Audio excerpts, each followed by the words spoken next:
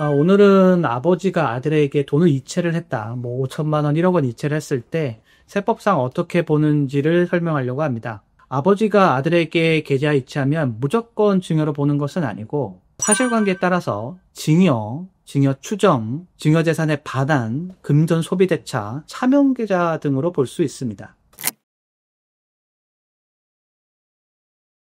증여라고 하는 것은 대가 없이 공짜로 받은 것을 얘기하는 거고 증여세 과세 대상에 해당됩니다.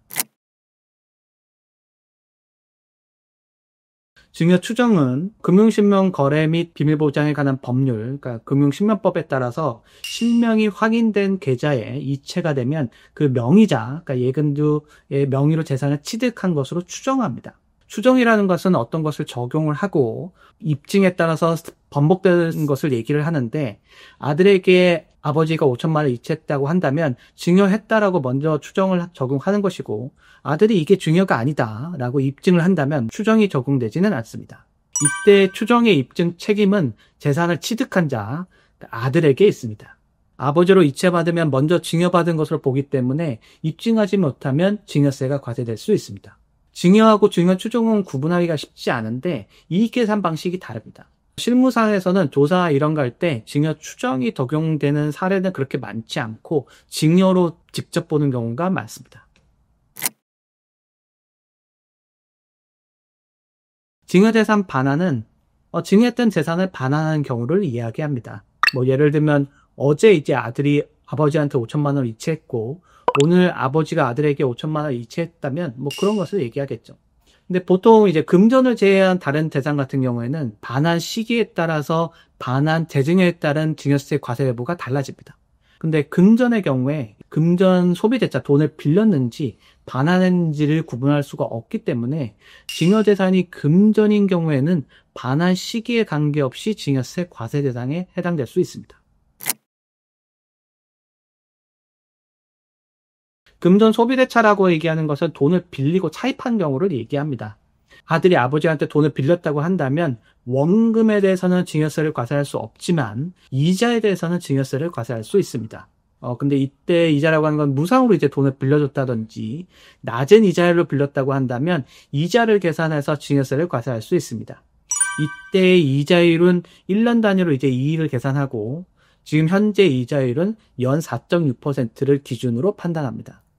여기에 대해서는 뭐 많은 이슈가 있기 때문에 나중에 따로 챕터를 해서 이렇게 자세하게 설명하도록 하겠습니다. 금전 소비대차의 경우에는 또 소득세 이슈도 발생할 수 있습니다. 뭐 아들에게는 원천징수에 대한 얘기가 나올 수 있고 아버지에 대해서는 종합소득 문제가 발생할 수 있습니다.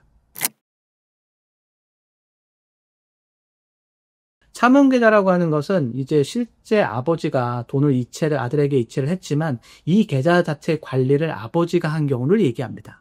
뭐 이게 실무상은 좀 판단하기 어려울 수 있는데 통장 개설부터 입출금, 사용 등을 모두 아버지가 했다면 아버지의 계좌로 보는 것이 판단이 어렵지 않겠죠. 하지만 이게 뭐 일정 기간만 아들이 사용하다가 일정 기간만 아버지가 사용했다든지 그다음에 뭐 일정 금액만 아버지가 사용했다든지 하면 이 부분은 판단하기 쉽지 않을 수 있습니다. 또 요 금융식명법에 따라서 이게 차명계좌에서 쓰면 형사처벌 문제가 발생할 수 있습니다. 그러니까 이체를 했다고 해서 무조건 증여로 보거나 소비대차로 보는 것은 아니고 입증에 따라 사실관계에 따라서 달리 적용될 수 있습니다.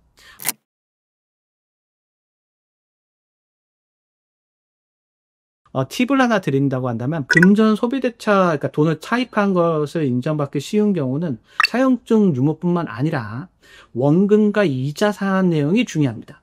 차용증이 있느냐도 뭐 중요하긴 한데 부모 자식 간에 차용증을 작성하지 않고 하는 경우가 진짜 많고 세무서나 지방청에서 이제 조사를 했을 때 그때 차용증을 사후적으로 만드는 경우도 종종 있습니다.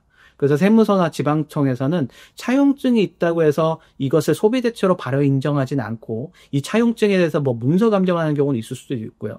그래서 실질적으로 금전 소비대체 판단하는 기준은 원금과 이자의 상환 내역입니다.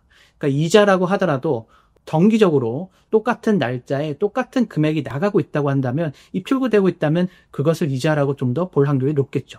거기에 원금이 상환되었다면 보다 쉽게 소비대차로 인정할 수 있습니다. 보통 세무서나 지방청에서 나갔을 때는 차용을 돈을 빌리고 바로 이제 나와서 조사하는 게 아니라 보통 몇 년의 시간이 뒤에 나가서 확인하는 경우가 많기 때문에 원금과 이자 상환 내용이 차용증보다 보다 중요하게 판단할 수 있습니다. 오늘은 계좌 이체했을 때 발생할 수 있는 증여세 이슈 등에 대해서 살펴보았고요. 오늘 내용에 대해서 도움이 되셨기를 바라겠습니다. 구독과 좋아요 부탁드립니다. 감사합니다.